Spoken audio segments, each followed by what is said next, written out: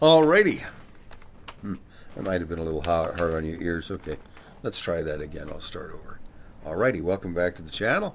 It's an old fat man in a cruel world doing the best he can, and I want to talk about where this channel's going. It's always been a not-for-profit channel. I'm not interested in making money on this channel. It's not that I don't need money, it's just this is my hobby and I love sharing it. And I always feel like to make money on it, I would have to make sure I had the latest headsets all the time, and well, I can't afford that.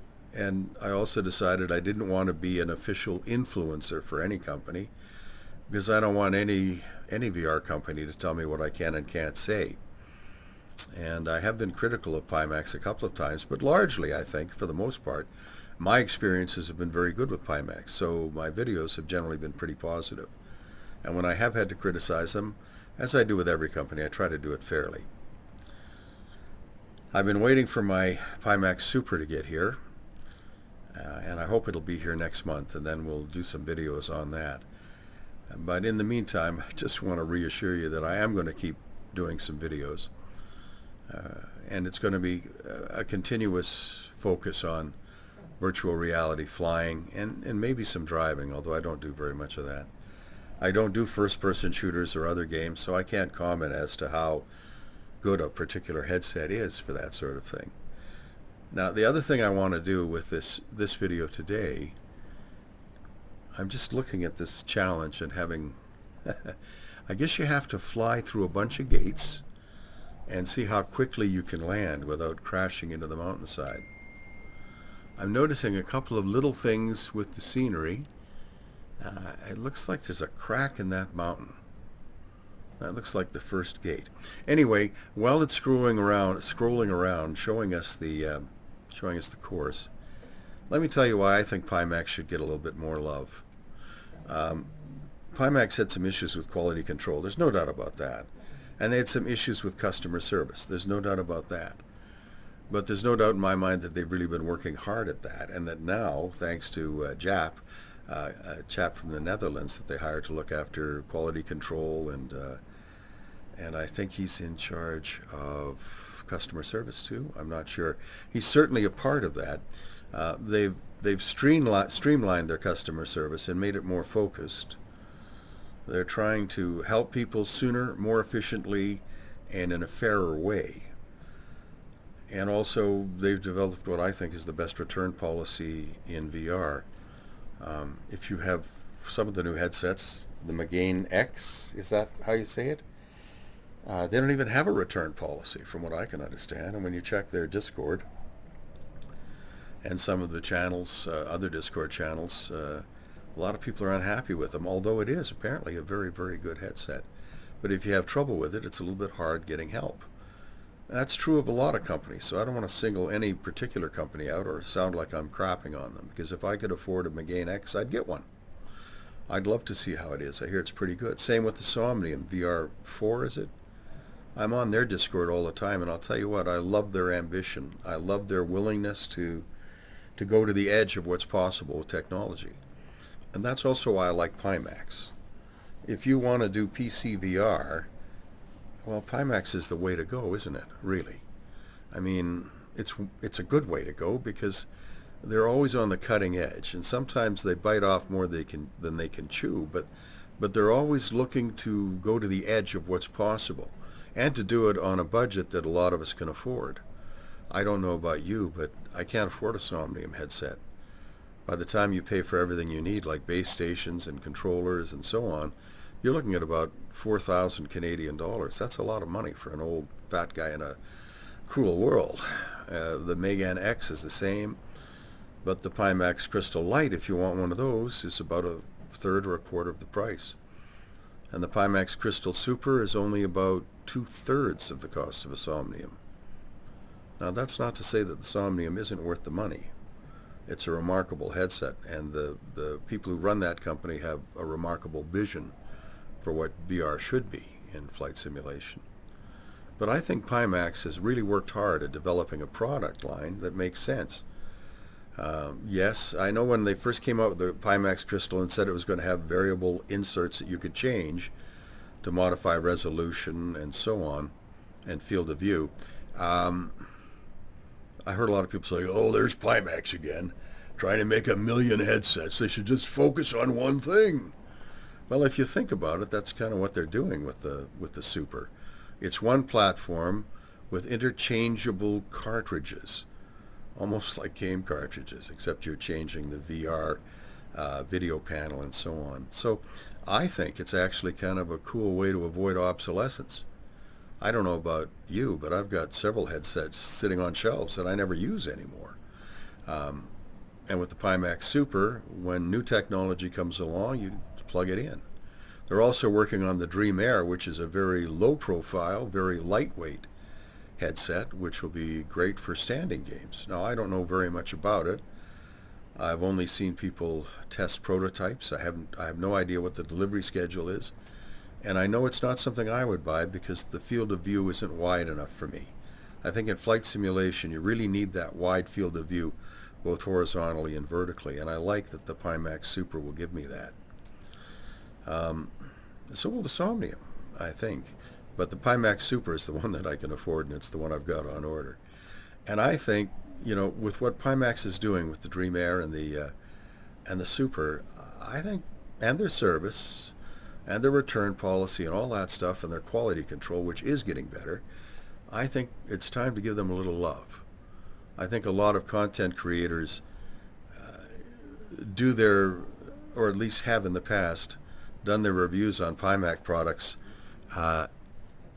with the intent of finding something to really dislike about it. In some cases they're justified, in some cases they aren't, but mostly it's about getting clicks because these people are trying to make a living on their video channels. I'm not. I don't want to do a for-profit channel. This isn't a job for me. It's a hobby. It's fun. I just like sharing it with you. So if I've got a problem with Pimax, I say so. And they've never had a problem with me doing that. They've been quite good about it. But I have never wanted to be an influencer for them the way some people are in order to get the new headsets. Which means I can't compete with these guys on reviews because I simply can't afford to buy every new headset that comes along. And I don't think I really need to in order to share my love for this hobby with you. There are guys who are really, really good at that, and they're good influencers and they're honest.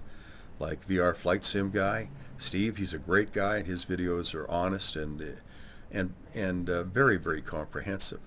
He can do that, and he's got time for that. I don't have the energy, the ambition, or the time to try and make this a career. It's just a hobby.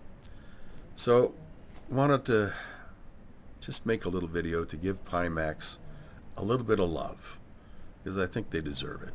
And I hope you'll give them a bit of love too. Now, let's try this challenge. I guess I can resume, can I? Let's try that.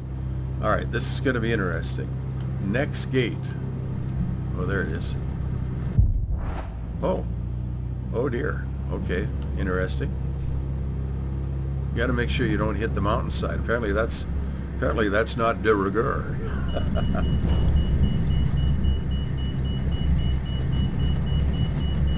I don't want to get too close to that mountain. I'm turning steeply. Where are you, baby? Well, oh yeah, you're getting the old fat man at his best, aren't you? Barely confident. How do you do this? My God. Holy crap.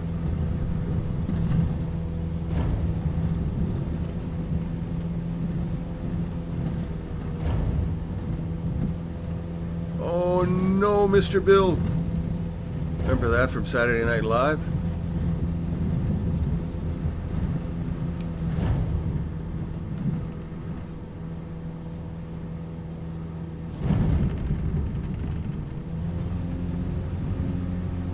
More power. I'm giving her all she's got, Captain. Okay, where's the next gate? Oh, gate time, 10:22. Now I guess I just have to land. Is that what I have to do? No, there's more gates. There's more. But wait, there's more. Did I miss that gate? Yeah, no, okay. Next gate. What on earth am I doing? Boy, people have been asking that for years. Is that a gate there? I'm not sure. This must be a gate. Okay. This is really fun, but I don't know exactly what I'm doing here, which is not unusual for me. It's kind of a state of life for me. Oh, come on, baby.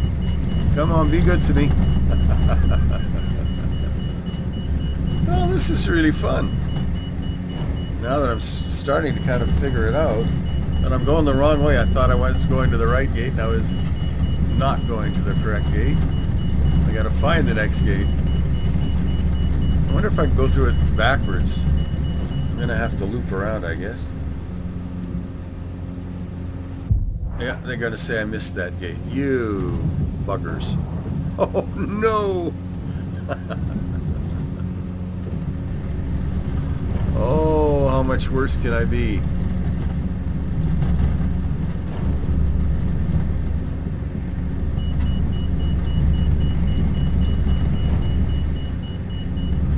Oh, I missed the gate. Okay. Gate missed. They're going to make me go back to there. Okay, well, let's do this gate. Well, I don't know. You might be getting bored with watching me screw up. I know a lot of people enjoy it, though. Members of my family particularly seem to enjoy it when I mess up. Gate. Here's a gate. All right, next gate. Next gate. Somebody did this in 2 minutes. It's going to take me about a year, I think. I could grow a beard trying to complete this.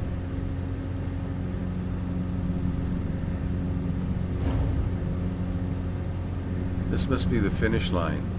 So the guy who's got the best time in this, or gal, I don't know if it's a guy or a gal, did it in 2 minutes. It's taken me 13 minutes, 54 seconds. Well, I got to say, that's a lot of fun. And it's a great way to end this video. Do me a favor, friends. Will you keep an open mind about Pimax? I think if you give them a chance, you'll find that they have really upped their game. And maybe, just maybe, they deserve a little more love. What do you think, huh? Will you give them a chance? That would be a nice thing. And thank you so much for watching. I really appreciate it.